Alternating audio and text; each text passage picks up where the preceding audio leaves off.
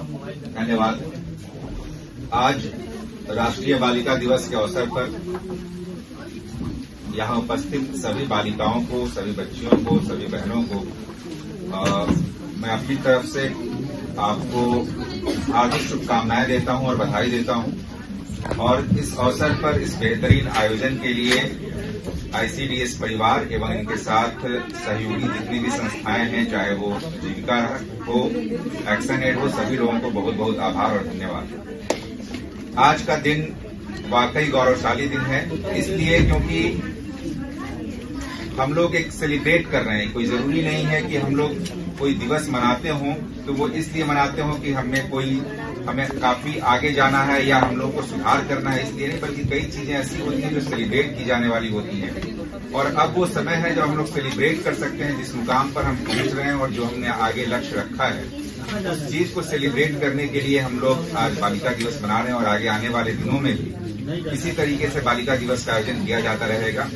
और आज के इस अवसर पर प्रारंभिक संबोधन में डीपीओ आईसीडीएस श्रीमती चांदनी सिंह जी ने पूरे जो बालिकाओं के लिए, बच्चियों के लिए, महिलाओं के लिए जितनी भी योजनाएं चलती हैं, उन सभी योजनाओं पर विशेष रूप से प्रकाश डाला और सारी जानकारी आप लोगों को दी। इनके सारगर्भित संबोधन से ये सारी जानकारी हम लोगों को मिली कि सरकार के द्वारा और समाज के द्वारा भी क्या परिस्थितियां हैं और सरकार के द्वारा किन रूपों में बालिकाओं के संवर्धन के लिए, उनके विकास के लिए, कैसे वो आगे बढ़ सकें, इसके लिए लगातार व्यवस्था किस प्रकार सरकार के द्वारा की जा रही है, इससे आपको रूबरू कराया गया।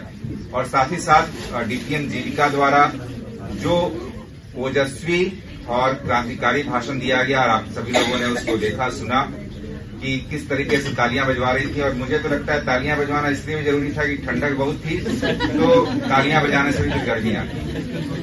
तो काफी अच्छा संबोधन दोनों लोगों का रहा और दोनों लोगों ने अपने संबोधन से आपने एक क्रांति का संचार करने का प्रयास किया, एक ऊर्जा का संचार करने का प्रयास किया और पूरी सामाजिक जो ताना बाना है आज के डेट में हम लोगों के यहाँ और किस तरीके से सरकार उसको बेहतर करने का प्रयास कर रही है, वो सारी चीजें आपको जानकारी दी गई।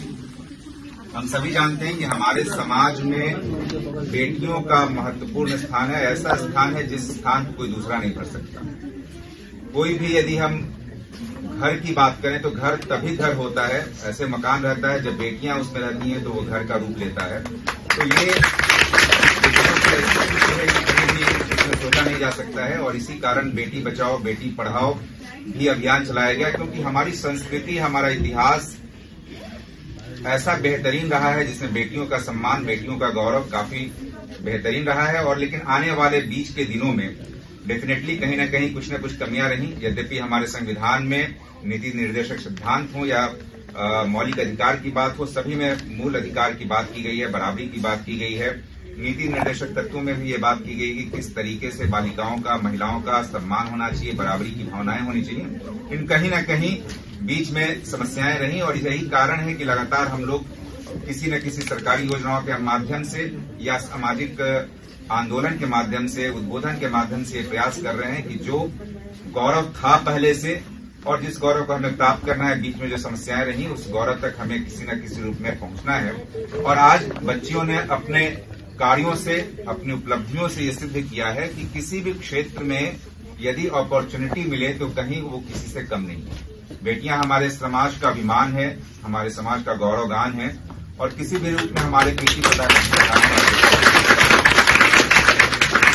वैदिक काल से भी देखें तो कई ऋचाओं की रचयिता हमारी बेटियां रही हैं, हमारी बहनें रही हैं। और चाहे विश्ववारा हो, लोपामुद्रा हो, गौतमी हो, ऐसी कई महिलाएं रही हैं। बीच में देखें रजिया सुल्तान रही हैं, रानी लक्ष्मीबाई रही हैं। और आज खेल के जगत में इतने बेहतरीन तरीके से आप लोगों का प्रदर्शन रह रहा है, तो कहीं कोई इस तरह की समस्या नहीं है कि हमें योग्यता की या क्षमता की कमी है तो उसे निखारने की, कमी है तो उसको सही प्लेटफॉर्म पर डालने की और अपॉर्चुनिटी देने की। तो वो अपॉर्चुनिटी देने का काम इस समाज का है और लगातार ये प्रयास चलते रहेंगे कि ये समाज इस तरह की अपॉर्चुनिटी दे ताकि बेटियां जो कर सकती हैं वो करें। और ये तो कहावत बड़ी स्पष्ट है कि यदि बेटियां शिक्षित होती हैं, लड़कियां शिक्षित होती हैं तो पूरा परिवार शिक्षित होता है। यदि पुरुष शिक्षित होता है तो सिर्फ वो अपने लिए शिक्षित होता है। परंतु यदि बेटी एक लड़की शिक्षित होती है तो पूरे समाज को एक नई दिशा दशा दिखाती है। इसलिए आवश्यक है कि शिक्षा सबसे महत्वपूर्ण है और उसके साथ साथ आर्थिक स्वावलंबन, क्योंकि 50% आबादी यदि हमारी बेटियां हैं वो आर्थिक रूप से स्वावलंबी रहेंगी तो उनमें आत्मविश्वास रहेगा, और यदि कोई भी आप आत्मविश्वास के साथ काम करेंगी तो निश्चित रूप से उसमें सफल होंगी। इसलिए आप अपने आप में विश्वास रखें कि ऐसा कोई कार्य नहीं है जो आपसे पूरा नहीं हो सकता, और इस चीज को सिद्ध किया है। आपकी बड़ी बहनों ने, आपकी दीदियों ने इस कार्य को सिद्ध किया है, चाहे कोई वो क्षेत्र हो, अंतरिक्ष का क्षेत्र हो, अभी जो हम लोग चंद्रयान भेजें या आदित्य मिशन की सारी बातें हो रही हैं, उसमें अधिकांश 50% से भी ज्यादा महिलाओं ने योगदान किया और ये सारी चीजें हुई।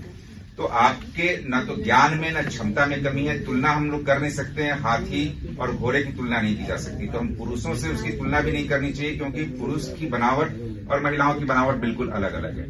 तो उस रूप में जो आपको अपॉर्चुनिटी मिले उसमें आप बेस्ट करें, और यही इस बालिका दिवस पर मैं अपनी तरफ से आपको शुभकामनाएं भी देता हूं कि आप अपना सर्वश्रेष्ठ योगदान करें और भविष्य में सबसे जो भी आपने लक्ष्य रखा हो, जो भी आपने सोच रखी हो, उस सोच को मुकम्मल बनाने में, उस सोच को सच्चा बनाने में, उस सोच को वाकई क्रियान्वित करने में आप निश्चित से सफल हों।